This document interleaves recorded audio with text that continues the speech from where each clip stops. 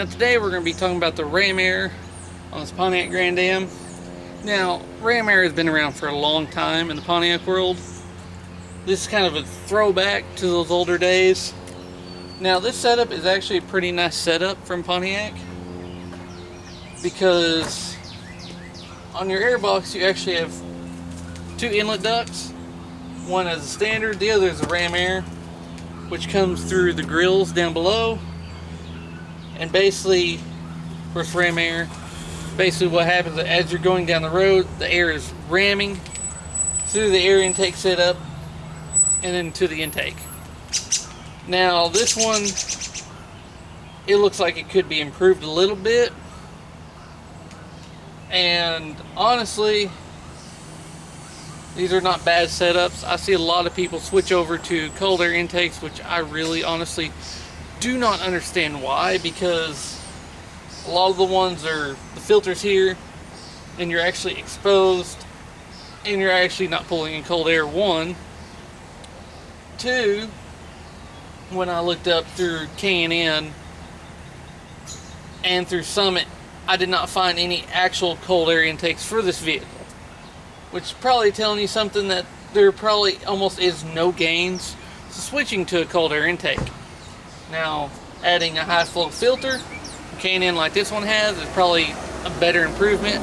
I know a lot of people disagree, but the only cold air intakes that I could find are the Chinese knockoffs, and the tube goes down through the hole behind the battery where the stock silencer and ducting is, and goes back behind there, which is not bad. But there's something you should realize, is that the cold air intakes that are designed by overseas, and this includes Spectre, is that they're not engineered and designed to actually truly get the most out of your vehicle. In fact, I've seen a lot of times where they just kind of throw the computer a loop and cause horrible problems, such as the Blazer.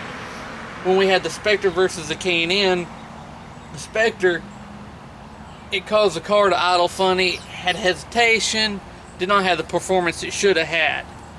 Swapped over to K&N, it fixed everything, and here's why. K&N is an engineering company. They take the time, effort, and money to properly engineer a cold air intake for a vehicle. A lot of times if you look through their site, you can see ads for new vehicles that have no modifications on them off the showroom lot, and what their ad is: if you bring us your car, we will design you a cold air intake.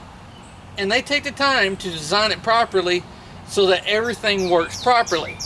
That way it does not cause anything go wrong with your mass airflow sensor. Throw any codes, make sure there's no hesitation, nothing wrong with at idle, and they also dyno it to make sure they get what they can get out of it and make sure everything works properly. That's why you pay a little bit more, and you always pay, you get what you pay for, and I can't stress that enough. On a lot of products, you get what you pay for. And since K&N does not have a cold air intake for this, I didn't see a Volant or any of the other good brands. Now, K&N obviously isn't a true cold air intake because it exposes the filter, but Volant and a few others are, because they got a box around them that only allows cold air in because you add a duct to it somewhere, and I didn't see one. So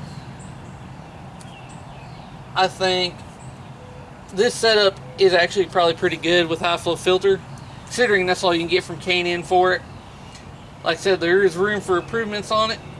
One of the things we're going to do to improve this in the near future is actually make our own cold air intake duct. Now, from the throttle body to the mass airflow sensor, the rubber boot here is extremely short, and it has the flex it needs as the motor moves. It's really short, so there really is no reason to have one of those aluminum tubes there, because it's short. It's not going to create that much of a restriction. Now, get your air box, your filter, ram air over here. the stock intake. Now that is honestly probably a big part of why adding an aftermarket intake setup is beneficial, is because now this is off the Sunfire. This is usually what's inside the inner fender, and this is probably where a lot more of the restriction comes from. This is where air came in, came down. There's some silencers which can create a little bit of turbulence. And there's kinks, bends, and then it came up to the air box here. Now, one of the upgrades we can probably do to this, which will save you a lot of money, but also really improve it, this car is missing the fog lights down in the lower bumper. So we're going to take one of those flexible hose that you would use for creating a custom cold air intake, and we're going to attach it to the air box here, take out the factory ducting inside the inner fender, and route it straight to the fog light here. That way it's still true cold air. It technically is also ram air, so we keep with the feature of the car. There's less duct, better flow, and it should be a great improvement. And it's going to be one of those great improvements because it's also cheap. Now that flexible duct work, I see Spectre had it, and there's nothing wrong with something like that from Spectre. I think it's 20 bucks for 30 inches of tubing, which should fairly well get there. Now you can add a velocity into it for another 15, I think. So you're not looking at a bad price to actually upgrade this setup. That's all for this video. And hopefully any of the information proved helpful to you.